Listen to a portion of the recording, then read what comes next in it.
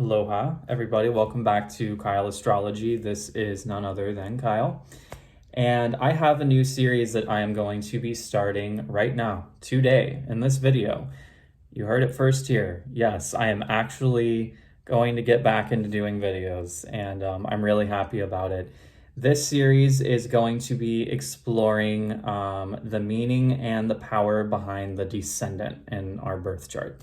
Everyone knows about the ascendant, the rising sign, which is what I talk about most on this channel, being a Scorpio rising. And so now we're going to be exploring what it means to be the flip side of that. Your descendant rules your 7th house cusp, which is opposite your rising/ascendant sign.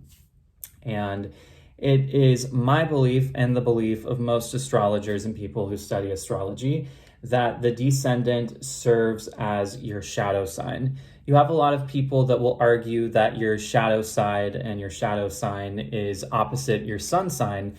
However, there's not an exact placement for that in the chart, whereas the descendant, the opposite of the rising ascendant sign, is an actual opposite placement, which is where the true shadow lies. Yes, there is something to be said about the opposite of your sun sign and attracting the opposite of your ego, because the ego is what's represented by the sun. But the descendant goes deeper than just being opposite the ego, which is more important to me. It gets down to more soul level and actual life experience stuff.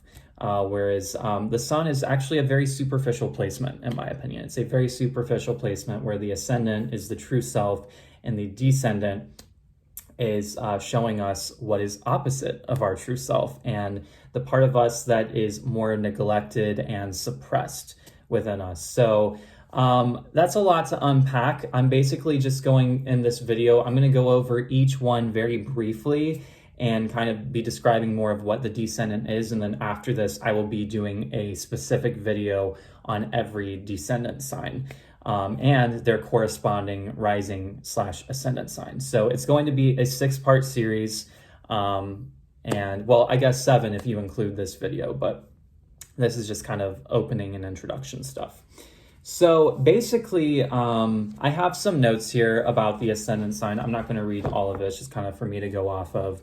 But this is something I've been wanting to talk about for a while now because it's just something that's always really fascinated me. You hear so much about the ascendant, so much about the sun and moon sign, a lot about the midheaven and the nodes, but you don't talk about the descendant very much. And it is so the 4 cardinal points in your chart are your rising sign, your descendant, your IC, the 4th house cusp, and your midheaven, the MC, the 10th house cusp. These are the 4 angular houses, and they are represented by the 4 cardinal points in astrology between Aries, Libra, Cancer, and Capricorn, what those 4 areas of life represent.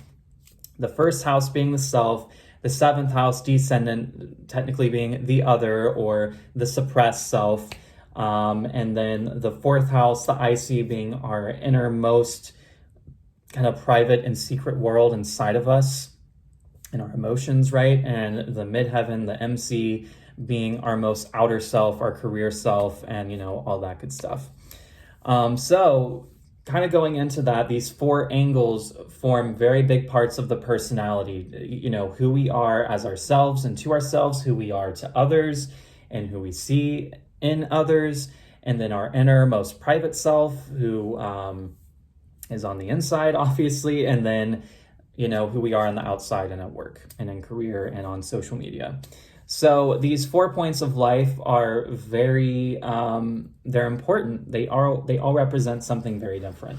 And like I said earlier, the ascendant and descendant are opposite each other, just like the IC and the MC are opposite each other. It's those balancing acts, that the teeter-totter effect I talked about in my opposition series from way back in the day. So anyways, to get further into what the descendant is, like I said, it's described as our shadow self, and where our ascendant and our rising sign is talking about how we experience life, how we perceive ourselves, and how we are being kind of relayed to the world out there. The descendant sign is reflecting the things that we see ourselves not as. So if let's say for me as a Scorpio rising, and a lot of Scorpio risings who watch my videos, which is what we primarily talk about on here, right? Scorpio rising is going to see themselves as intense, as or experiencing things intensely and seeing things deeply and profoundly, and oftentimes being stigmatized as being mean or looking rude or this or that. Whereas the Descendant sign is going to reflect maybe more dull, kind of cold, kind of stoic, kind of stubborn, maybe rude. Could be perceived that way, right?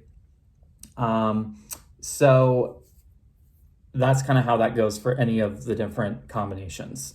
And so the Descendant, we're seeing things as we are not. So we see ourselves not identifying with these things, but we might identify with them and other people, because the 7th house rules over relationships and marriage and partnerships of any kind. This can be friendships as well, and it can be just bonds with people in general. So let's say, okay, you have a Scorpio ascendant. You may not have maybe any Taurus friends, which Taurus is opposite Scorpio, but you might be looking and subconsciously attracting people who have Taurus-like qualities in your life. They may not have a Taurus sun or rising or moon or whatever, but we have all the 12 signs in our chart, regardless of if we are those signs specifically in those placements we usually look for. Taurus is somewhere in someone else's chart, and somehow they have those Taurus qualities that you're being attracted to.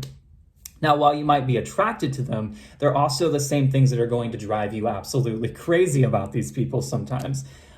So let's say you have an Aries ascendant, and okay, you're being drawn to these Libra-like qualities in other people because those qualities are inside of you, but they are stuffed down and they are suppressed and they are in the unconscious. So you are having to experience them through other people so that they get brought out within yourself, so that you have a more whole, balanced, complete self. That's the whole point, is that other people are mirrors and projections of ourselves, right? It's how we see ourselves more fully and clearly is through the mirror that is life. And the Ascendant is projecting that mirror out, and it's reflected back through the Descendant, which is the opposite. So you see what we're kind of starting to say here? It's dynamic, it's kind of all over the place, and it's deep stuff, but it really brings us to our truer, deeper self. So, like I said, we'll see ourselves as our rising sign a lot of the time, but others may see us as the sign depicted by our Descendant on that 7th house cusp.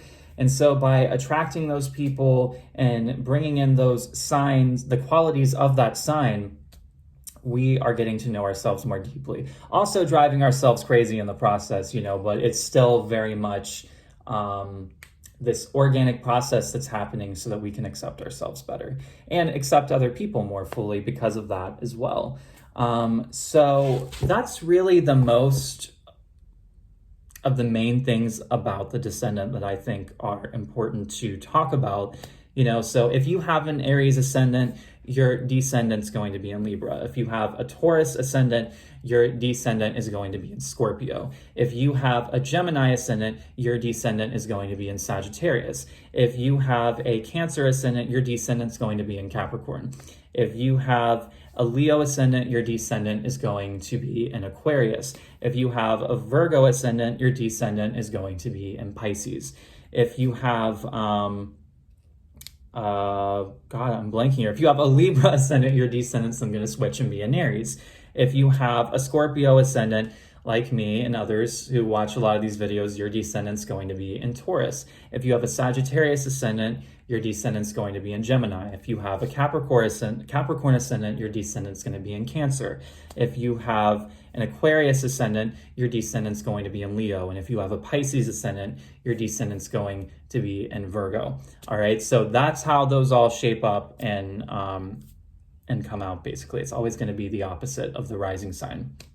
So like I said, it will be a 6-part series, 6 different videos I'll be doing. And as I talk about the Descendant specifically, I'll talk about its opposite rising ascendant sign too and how that correlates. So I'm looking forward to this series. I hope that y'all enjoyed this and that it opens up the series well. I'm going to start and do it in order, starting from Aries and, go all the way down from there.